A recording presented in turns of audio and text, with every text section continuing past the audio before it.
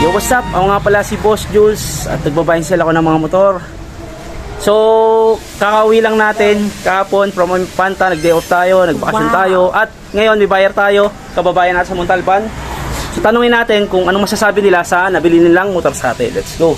Sir, kamusta? Ano nga po pa palang pangalan niyo, sir? Yun po. Sir Jun, kamusta? Ano pong masasabi niyo sa nabili niyo pong motor? Sa motor po, wala po akong masabi. Medyo okay po at medyo makinis pa po. Yun, ito daw. Walang masabi si sir.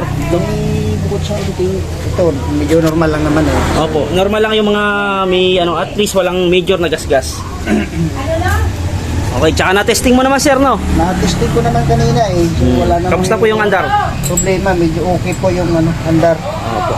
Wala po siyang Tsaka may plaka yan, nakarehistro. So, yun lang eh. Baka meron kayong gustong batiin, sir. Ay, shout out ko lang dyan sa sa bahay. Baka Saan ba kayo natira, sir? San Isidro po. Okay.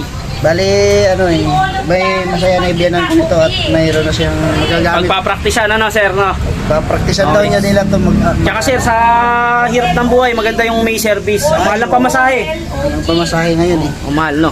Alam mo naman, ang hirap ng commute, lalo na Oo. napakahirap ng minsan sa daanan lang eh, madidili ka pa. Oo, tama. Hihintay ng sasakyan. Sir, salamat po ha. Ingat po sa pagdadrive. Thank you po. Thank you po, thank you po. Ha? Thank you, sir. Iangkas mo dyan si Jelan? Ma'am, thank you po ha. Ingat po sa pagdadrive po. Yes, Thank sir. you. Okay. Maraming salamat dito ha. Okay, thank you. Na-chempuan yung Shout out! Shout out! So guys, nakita nyo marami akong fans. Kilala tayo dito sa mga naghanap ng quality second hand na motor. Follow nyo yung page natin. Malay nyo, nandito na yung hanap nyo. salamat. Let's go!